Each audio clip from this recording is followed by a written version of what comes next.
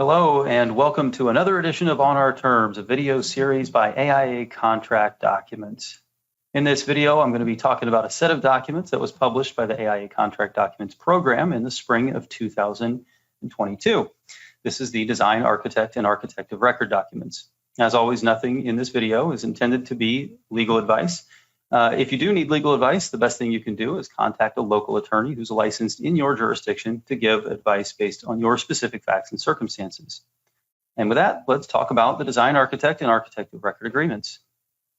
So here is a listing of the Design Architect and Architect of Record documents that were published in 2022. These documents should be used in situations where you have two architects who are providing services on one project. Practically, there are quite a few reasons why an owner might want to have two architects on a project. For example, you might want two architects who have different areas of specialization to do work that is aligned with their area of expertise. You might also want one architect who has a design style that you like, but you need a second architect who has more bandwidth to create construction documents or who has a local presence that you really want during the construction phase of a project.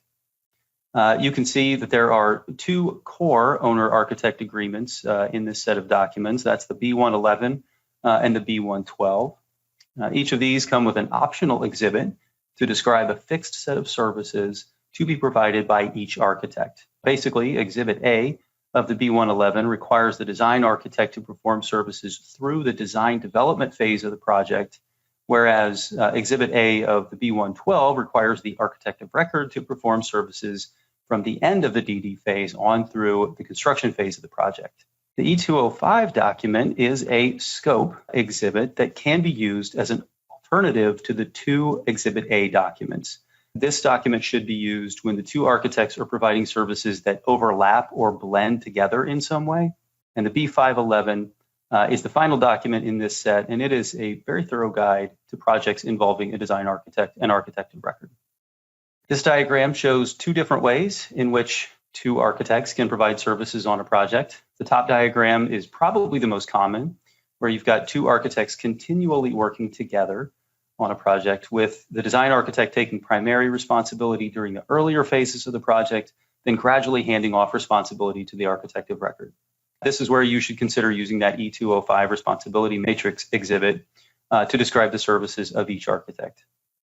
The bottom diagram shows the scenario where the architects largely work independent of one another, often with the design architect providing a transfer package of documents to the architect of record at a predetermined stage of the project.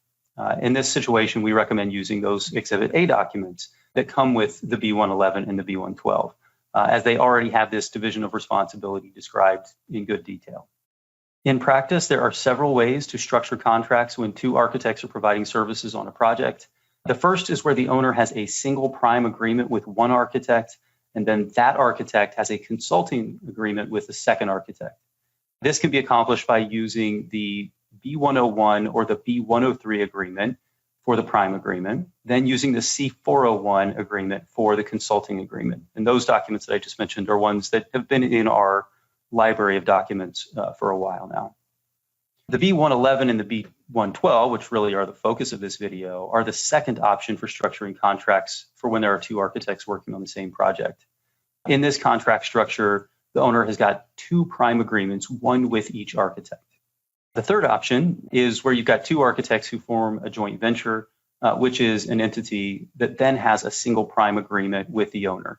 And we have a document in our library, the C101, that can be used for this arrangement. If you have any questions, please leave them in the comment section below. If you want more information on the design architect and architect of record agreements, we have a much longer version of a webinar on our website. And of course, we also have that B511 guide that you can download that is extremely thorough as well.